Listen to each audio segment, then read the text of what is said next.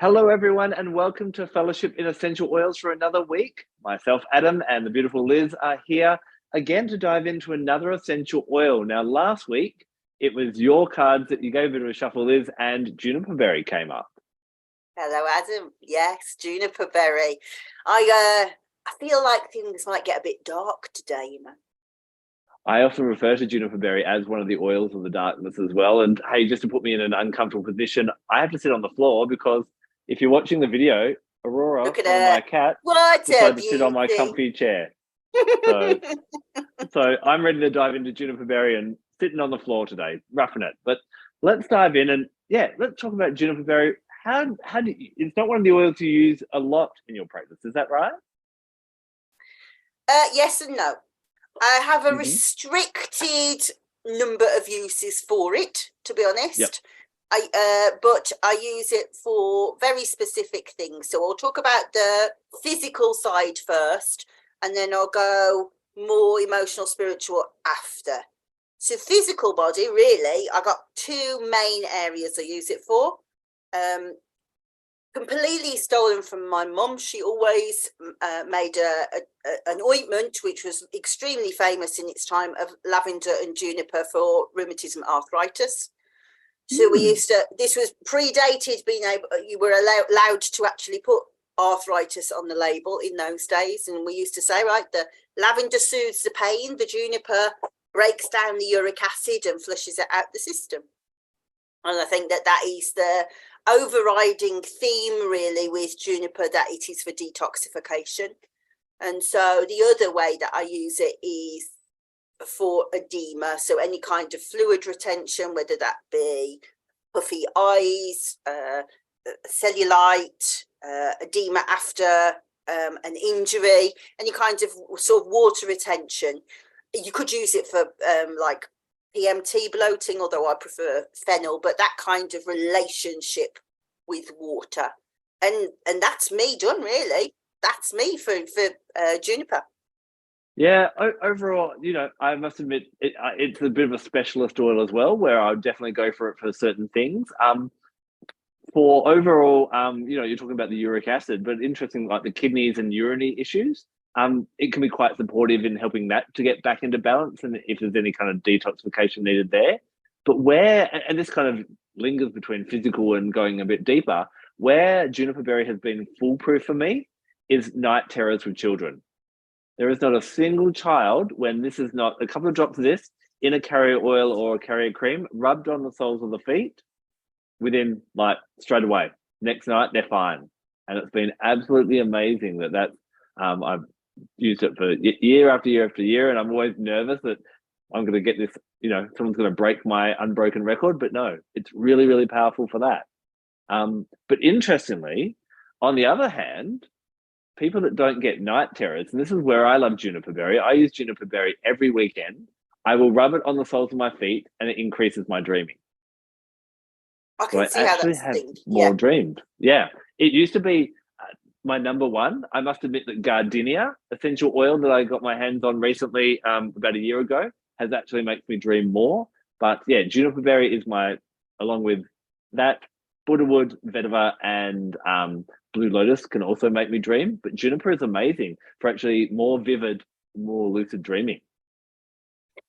So just to touch what you said about the kidneys, I absolutely agree with this relationship with water. It would be contraindicated in somebody who had profound kidney problems. So if you were having dialysis or something like that, because it has such a strong effect on the kidneys, then we would say, no, don't use it. And for the same reason, because it has this deep effect on water, not suitable for use during pregnancy either. Because we certainly don't want babies' water disappearing. No. Really interesting what you say about night terrors. So I'm going to give a bit of a trigger warning now. So I'm going to talk about my past history as somebody who has lived in a domestic violence situation. So if somebody is in that situation and thinks they might not like this, have a look at this description. I'll put a description in the description when I finish saying it so that you can come back. So I am a survivor of domestic violence, and when I say that, this was the worst kind of person. Bear with me a second, my dog's about to just make all sorts of dodgy noises. And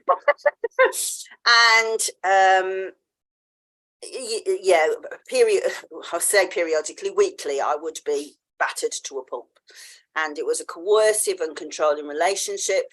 And my coping strategy that came from that was I began to disassociate. And one of the ways that I use Juniper is as a tool for disassociation. So, but what I mean by that, if people don't know what disassociation is, imagine that you are in a situation where you just can't deal with the reality of it, but you can't run away. So your mind runs away, and it is a tremendous skill to be able to have, but it is quite dangerous to do.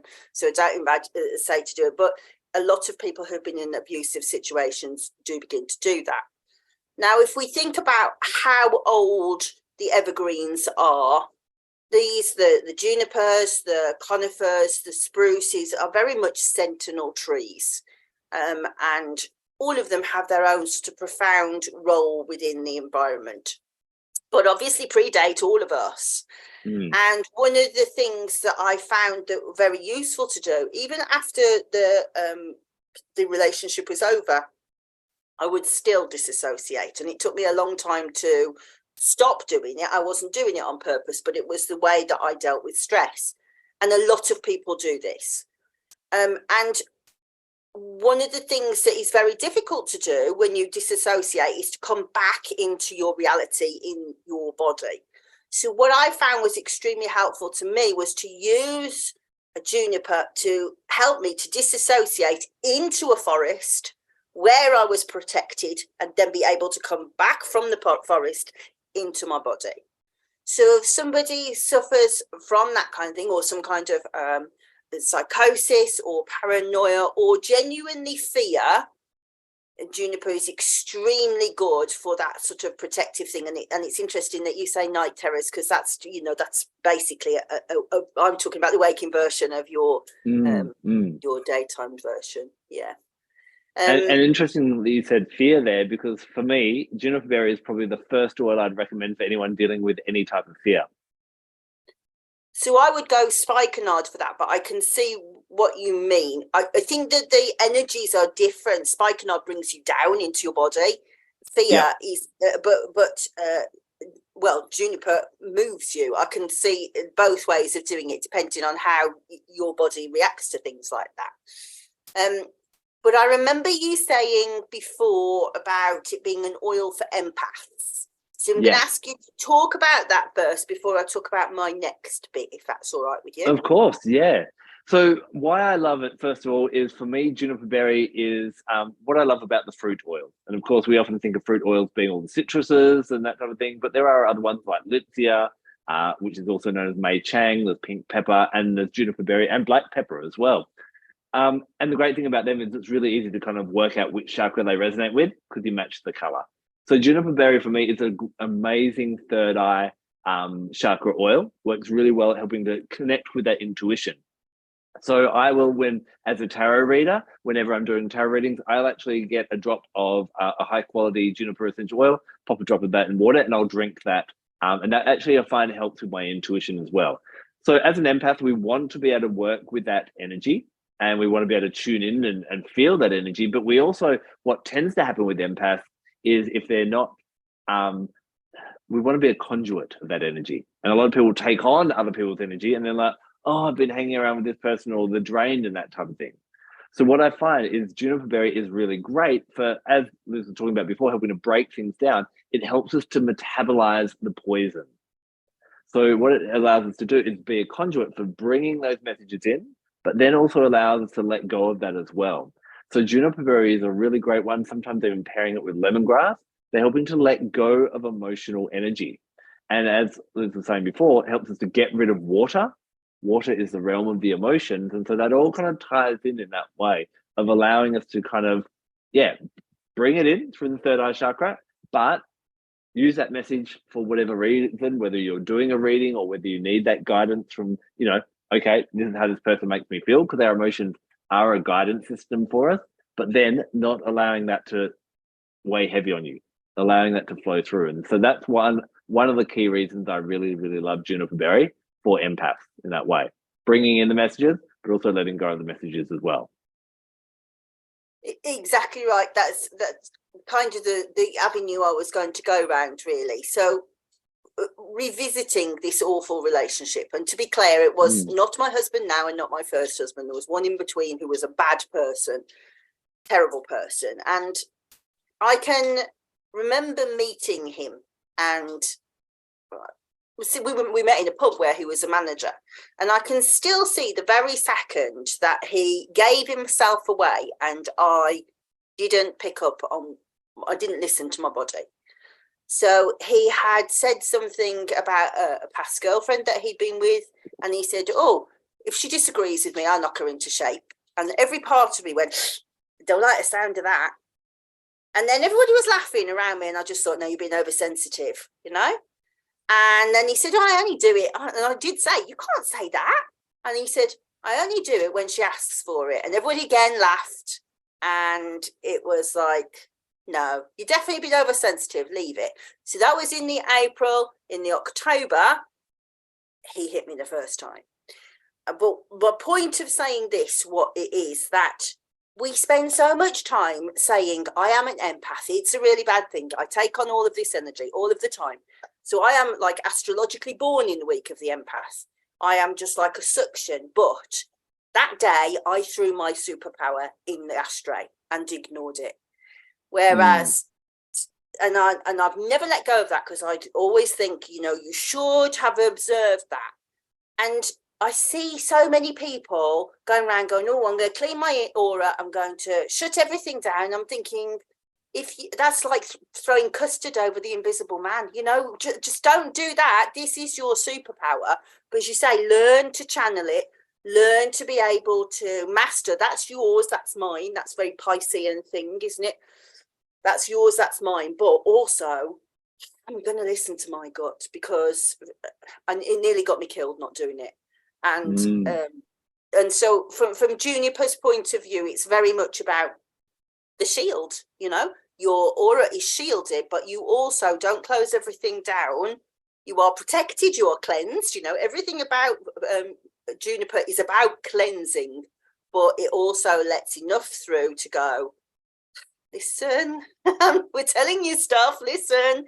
What's the point of honing all of these psychic abilities, which is what you're using essential oils for most of the time, really? What's the point of doing it if then you don't listen? So that would be my overall arching thing to say about Juniper. It's a shield, but it allows things to come through.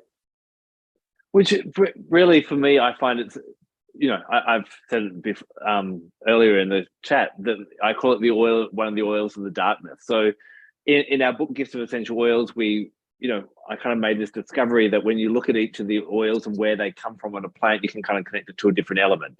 So the fruit oils, we connect with the element of fire. Now, fire, a lot of people will sometimes think, oh, that's about destruction, but also it's about regeneration and transformation, and quick transformation as well. So the fruit oils are dominated by the citruses, and they often head us towards the light and the joy and the happiness and that kind of thing. And as we head towards the light, there's transformation. But sometimes, and I'm not a Star Wars fan, but apparently there's something where Yoda says to like Luke Skywalker that the treasure is in the cave. And for me, oils like juniper berry and black pepper help us to go into that cave and face the things that we aren't willing to look at in that way. Because if we do what we've always done, we're going to get what we've always got.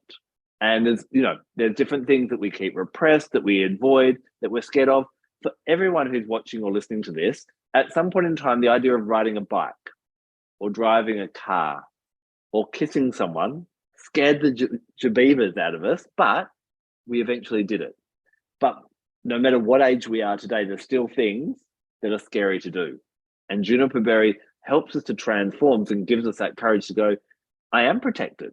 And, we're talking about juniper berry essential oil. There are juniper branch or from the needles oil, And there is, like, from other species of juniper, like there's cade wood, which comes from another juniper. So that we get this amazing tree that's been used. Branches were burnt in old, I think it was Sumerian and Babylonian temples to cleanse the space. And you find juniper smudge sticks in different places as well. So these juniper is a really great one for helping you go, okay, I'm going to go face what I need to do. And that may not be may not be driving a car or kissing someone. It may be about having that conversation with someone that we've been avoiding. Or sometimes it can be as simple as, dealing with our financial troubles instead of, working out a budget when we're running out of money and different things like that. Juniper berry can really help you to metabolize and work through the emotions that often stop us from doing that so that we can transform. And so for that reason, I absolutely love it in that way. And it has been used in the past for protection from the evil eye and to get rid of hexes and that kind of thing. So I think what we're both saying backwards and forwards between us is that it's got this dual purpose of it'll let you go into the cave, but it's going to protect you the whole time. It'll let you go into the mysteries. It'll unveil the secrets. It'll bring that transformation, but you can feel really safe with it as well. But also, I agree with that. But also, I think that the point of you can trust your intuition that if something feels off, it probably is off. You know what I mean? We spend so much time saying, oh, all of this stuff is good and we're going after all of this good stuff. No, not everything's good. Not everything's good at all. No. And so Juniper's a really good one to help trust your intuition of going, something's off, or no, I think I'm all right. I think this is me. Do you know what I mean? I think this is me. Or something's off and I'm out of there. And it is a very different thing to, and when you're doing that kind of magical work, shamanic work, you're working with tutelary spirits, they're benevolent tutelary spirits, but just every now and then you just think, there's something off here. And it teaches you to listen to that. Yeah, very much so. Well, I just want to go off on a slight tangent for a second and kind of pass on a message that a great clairvoyant passed on to me once. Is, I don't know if it's happened to anyone else, but someone used to keep saying, oh, you're so psychic, you're so that kind of thing. And you're like, yeah, but I'm not seeing visions and I'm not getting anything like that. It wasn't until one particular reader explained to me that our psychic abilities come through in different ways. So the best thing to do that is to look up, if you Google the clairs, there's clairvoyance where you see, there's clairaudience where you hear. And I'm actually claircognizant. So things just drop into my head. And they said, when I do tarot readings, random stuff comes and I say it and they're like, how did you know that type of thing? So if you're one of the people watching this or listening to this and going, oh yeah, well, I'm meant to be psychic or I feel like I've got it, our intuition works in different ways. So it may be gut feelings, it may be heart feelings, it may be vision, smells, taste. I know someone who used to taste metal when they picked up the right crystal for themselves. It was really odd kind of thing. So just know that as you work with Juniper berry, know that you're safe to kind of explore your intuition, but also know that everyone's intuition works in different ways. And it can just be a thought, following your thoughts sometimes as well. I think that's really good thing to talk about. Agreed, I'm claircognizant, but clairaudient, but clairsentient, so I feel things in my body. So like listening to my gut, when I say I listen to my gut, I actually do. I can feel it, like my anxiety just kicked in and there was absolutely no reason for that. What just happened, and so when I was talking about disassociating earlier, I can tell you that the disassociation sounds like a whirring of a fan, like a static sound. And it's colour blue, so not everything is like linear as what we're talking about. When you're talking about like a psychological, that's like neuro-linguistic programming, really, isn't it, to give things colours like that? But so just don't think, oh yeah, quite right, I didn't see a vision. No, that's not that many of us do. No, yep, for sure. Yeah.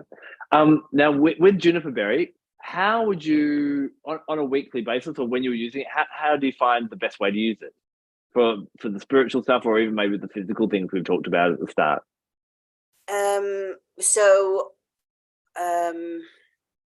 I use it, inhale it mostly. Again, I always have like an aroma pendant on, just like one drop, and have it like that. But I also have it in my bath a lot. So after I've been to like dance classes, to clean out all the muscles, I just, and you know, you just have this lovely sort of cleansing of your aura while you're in the bath as well. So mainly that, but like I say, mum always used to use it in ointments and lotions. So she would have like a blank ointment that she would make, and just like the lavender and juniper, so that you could rub it into the joints where it was hurting with arthritis. Lotion for rheumatism into the muscles. You know, just nothing really complicated, to be honest. Just very simple applications. How do you use it? The main thing on a regular basis is on the soles of the feet. 3 drops with a bit of carrier oil on the soles of the feet. I've got a bit of a tradition. That's my Saturday night tradition. It is your thing, isn't it? I've noticed that. Yeah. Yeah. Yes. And so I'll do it Saturday night. I put a different oil on my feet each night for different things, whether it be, you know, getting deeper sleep or supporting my immunity. But occasionally I'm like, well, I can afford to have a bit of a rougher sleep and with a bit more dreams, because Sunday, you know, supposed to be a day of work rest anyway, don't have to be totally on point. So yeah, I'd really encourage anyone who's got Juniper berry, give it a shot tonight. And I'd love to know in the comments afterwards of like, did you notice any difference? Did it bring up more dreams or that type of thing as well? Yeah, it's a really interesting way to work with Juniper. Just thinking about how to use it for water, I probably will use it in a massage or thinking about it. So if somebody had got retained water, or if somebody had got a really swollen ankle after twisting it, I'd probably use it as a compress. So a couple of drops on a cold compress on the ankle. Yeah. But I just also want to make a point about Juniper in terms of if you're making something for the future. So I often talk about IFRA, which is the International Fragrance Regulation Authority or agency or something. They deal with what's safe to put on the skin for like perfumery and stuff like that. And oils that are high in limonene, they say if you're making something for the future and you're not going to use it immediately, then you should put a preservative in. So alpha tocopherol or BCP. So just look for a preservative. You can find those on cosmetics wholesalers. And because it's like most junipers are around about 25% limonene. So anything with limonene or linalool needs to have a preservative in it if you're not going to use it straight away. And you'd only use 0.1%. But so if you were going to make like an arthritis ointment, because monoterpenes decay so quickly and can cause skin sensitization, with an oil that's so high in limonene, which is, as I say, 25% is high, then you would want to add a preservative to it. Just to go slightly off topic, but what you're talking about here, in your kind of practices in your own use of essential oils, do you tend to make up lotions and potions and things that you use over and over again? Or are you like, oh, I've got a bit of a sore back, I'll make something for my sore back and just rub that in today, and tomorrow I'll make some more? Do you prefer to make batches, or do you use it on the day? Yeah, so bear in mind that I don't sell to huge numbers of people. No. So I just make a pot of ointment, and I've just got like little 15 ml pots, and I'll go, right, I've got an ache or pain, I need those oils for that, and then just use that. Save having lots and lots of wastage. So I tend not to make big bottles of it because, well, apart from anything else, I'm not very good at remembering to keep on going with things. I'd have an enormous amount of waste if I did that. But yeah, so I just, and we've got a special fridge in the Secret Healer shed, which is full of like ointment base and stuff like that, so that it doesn't, because the shed obviously fluctuates a lot in temperature, so it keeps it stable in temperature, so we can just dip into that. What about you? How do you use it? I tend to be when it comes to DIY with essential oils, I don't do it. Like I've got a little bowl next to my bed, a couple of drops of oil, and mix it in with my carrier, rub that onto the sole of my feet. Cleaning, I will just pop a couple of drops of essential oil on the bench and wipe it down with a cloth. I'm not into making sprays and different things like that.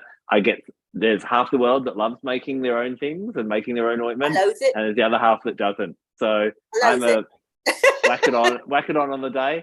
And maybe it's my Gemini nature, but I will maybe I'll try something for a few days and I want to switch it around. And that's what I love about essential oils, and, even wearing And them with my I own think you're a natural bit like fragrance. me as well. I'm in love with the theory of it as more than the actual using of them quite a lot of the time as well. Yeah. Yeah. So we Yeah. talked a little bit about chakras. Would you agree? I've been quite clear that I think juniper berry is a third eye chakra oil. Would you connect it with the third eye chakra? Yeah, but also sacral because of the genitourinary system. Yep. So with that association with water and detoxification, I would go. And actually, it's quite hepatic. So that's solar plexus, isn't it, to do with the liver? But I would, I would definitely agree. Third eye, and astrologically, I would say probably Jupiter because of that whole expansion of knowledge feeling that you get with it. But what about you? For me, astrologically, I put juniper berry with Pluto and the Scorpio kind of energy of going into the unresolved. We know that Scorpio governs the sex, death, and taxes, all the things we don't want to look at or talk about or keep hidden and that type of thing. And obviously, Pluto being far out in our solar system, it resonates with what's deep within us as well, which is quite interesting, quite timely. I just thought that next week we actually have, on the 1st of May, Pluto goes into retrograde. So that's when Pluto will take his support up, and that's when this stuff starts to bubble up as well. I didn't even make that correspondence until we're talking right now, that all those kind of things that we have kept hidden within us can start to bubble up. It's time when corruption and all that will start to... It's a really good time actually to do a physical detox, because it then allows you to kind of, as you physically detox, you start to... Pluto retrograde is a really great time to go, where am I being untrue or unethical in my life? So things like we might be going to the gym and doing these things, not actually for our own physical well-being, but to, if I get a better body, I'll make everyone jealous. Or where we're doing things that are not quite, it kind of, Pluto retrograde brings up corruption in ourselves. And so the blessing of that is we end up living a more authentic life of going, this is who I truly am. And Pluto obviously helps us connect deep with what's deep within us and who we truly are. So, and sometimes some of who we truly are can be a little bit scary because we've kept that hidden for a long, long time as well. So Absolutely. It's a perfect oil at this, as we get into Pluto retrograde coming up in next week or so. So Pluto and Scorpio, and I do think it's worth offering that kind of warning up, isn't it? Really, everybody talks about Mercury retrograde.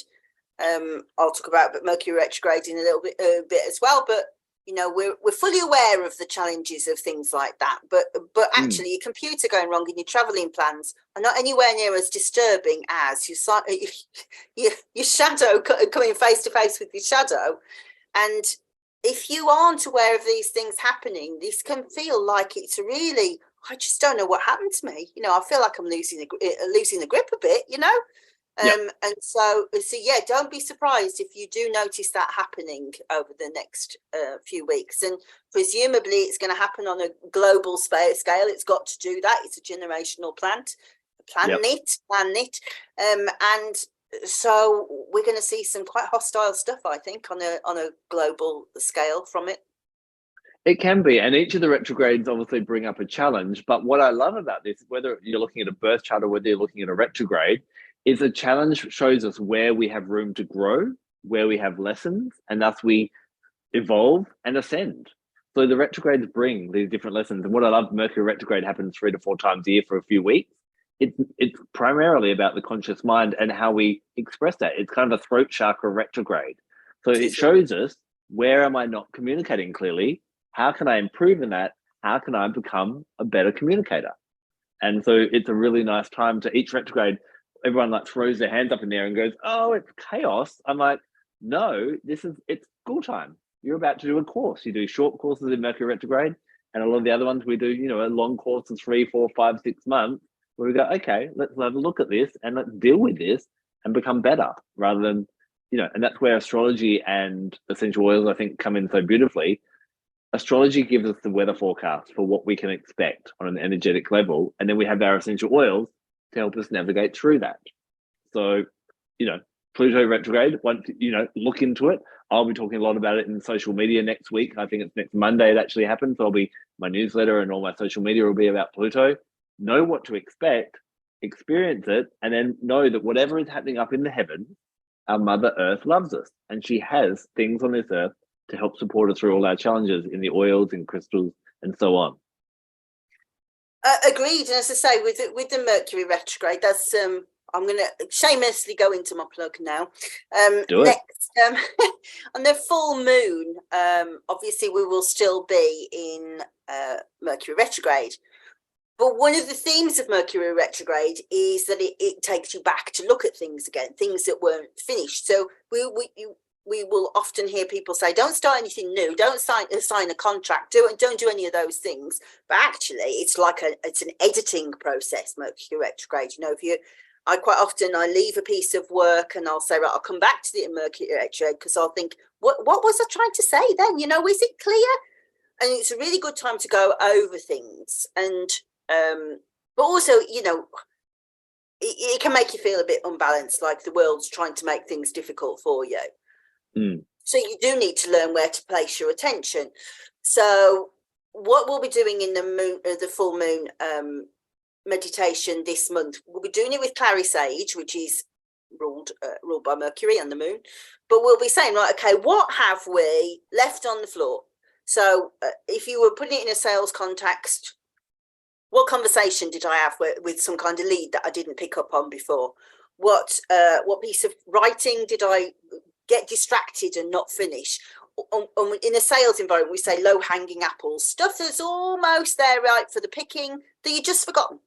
And Mercury retrograde goes, look again. We give you that chance to rework it. So obviously, Clary Sage is about stabling hormones. We know about how inhalation does that. So very good if you're sort of menopausal, postmenopausal, got periods, all of that stuff, but also looking and going, I'm just going to think back. What did I miss? So that's what we're going to be focusing on the full moon.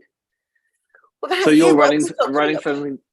So you're running something on the full moon where people can join you? Yeah. So if you go onto my link tree, you'll be able to book on. It's a meditation. It's group meditation. So we will be using Clary Sage to open that part of our mind up to kind of just look at, well, what did I leave on the floor? As bees, we say, what pollen's under the bush that we could go and get, because still really useful stuff. We need it, you know, and it's goodness that you've left behind. And that's really good work that Mercury retrograde doesn't. Nobody really talks about that. Everybody talks about when the exes come back, and it's funny how I talked about my ex, isn't it, today? That's a Mercury retrograde thing. It's come back into my head. You know, it's 20 years, but he's absolutely in my head right now. And that's very much a Mercury retrograde thing. Yeah. Yeah. While we're doing our shameless self-promotion at the end that we've kind of got into the habit of doing now, I think I touched on it last week, but I do have my 7-month spiritual aromatherapy and astrology course. So if you love what we talked about with Mercury retrograde, I also did a presentation last week that you can jump onto YouTube and watch on my channel as well, where obviously when we were born, Mercury was in one of the planets. And so what tends to happen is I go through, okay, so if you've got Mercury in Aries or Mercury in Taurus or wherever it was, Mercury retrograde will affect you in different ways, and how you can choose different oils and different crystals to actually help you with that. So we'll be going through that 7 months, how to understand your birth chart, how those lessons might be cued off at different times in life, but especially on a retrograde, and then which essential oils you can actually lean into as well. So if that's kind of something that, you know, gets your juices flowing, gets you excited. Some people worry that they don't know much about astrology. From the start, we'll take you through the 101 of astrology. So if you're interested in astrology and would like to know more about it, how the universe works and the energy shifts of the year work, and the course has been designed to actually work in alignment with the retrogrades as they happen throughout this year. So you're learning about it and you're living it at the same time. So that's going to be... Is this the course that you're doing with Vanessa? It is the course, yes, that I'm doing with Vanessa, yes. Brilliant. Absolutely brilliant. I don't suppose you can remember where Mercury is in my birth chart, can you? I can't remember. Not off the top of my head, no. I need to educate you to look at these things before you say them, because yes. They don't stay in my head at all. And I just have to tell you, they're being completely outclassed by your cat behind you. She's performing for the camera. She's performing for the camera. Exactly. A little sweet pea. She's so sweet. She was actually the runt of the litter, and she's absolutely delightful. Oh, she's so pretty. Listen, I want to know how are you going to put me through with the next oil? Okay, well, while we're shamelessly promoting ourselves, you pulled out your cards a couple of weeks ago. So I've got my cards. They're called Magic of the Essential Oils. Very good. Beautiful, colourful deck. So pretty. They go into the chakras, they go into the astrology, they go into the elements. In the guidebook, there's a whole bunch. I'm a typical Gemini. I've crammed as much as I can in there. We're going to give this a bit of a shuffle, and let's see what the cards decide this week. I didn't have any kind of urge to do anything. I was thinking if Clary Sage comes up, that would be quite hilarious, but I'm not going to read the deck. Talk about Clary Sage till the cows come home. Well, we're not going to. We're going to talk about spearmint. Oh, I do like a bit of spearmint. I don't know huge amounts about it. That's an interesting one. Playing second fiddle, obviously plays second fiddle to peppermint, but on my card, book, I blooming hate peppermint. Oh, do you really? On my card, he's also spearmint is a Scorpio and a Pluto oil as well. So we're going to stay in that realm, and maybe that's timely for next week as well. We're in the dark place. We're in the dark place where you and I right now. Oh, well, very good. It has to be dark to see the stars. Well, you need to write a book of your cliches, Adam. Yes. Have you got anything else that you want to say about Juniper? I was going to say Juniper before we go. No, I think overall, I think we've covered it all. It's a lovely oil. Get it out there. Get it around you and on you, and experience the magic of it. And we hope that what we've shared with you this week has inspired you to work with it a little bit more. Just before we go, I just want to say, make sure you check out our link trees that are in the description. So everything we've talked about today, you should be able to see. But also, I just want to say thank you to all the people that are commenting and sharing in groups and stuff like that. It's really helping us, and it's tremendous for our self-esteem. So thank you. It's so nice to know that we're not just banging on to each other and no one caring. It's good to know other people are getting some value out of this as well. Liz, thank you so much for your open sharing today. Obviously, talking about things that are, a little bit harder, a little bit darker, but I'm sure it'll help someone else. And we will see everyone next week when we dive into spearmint.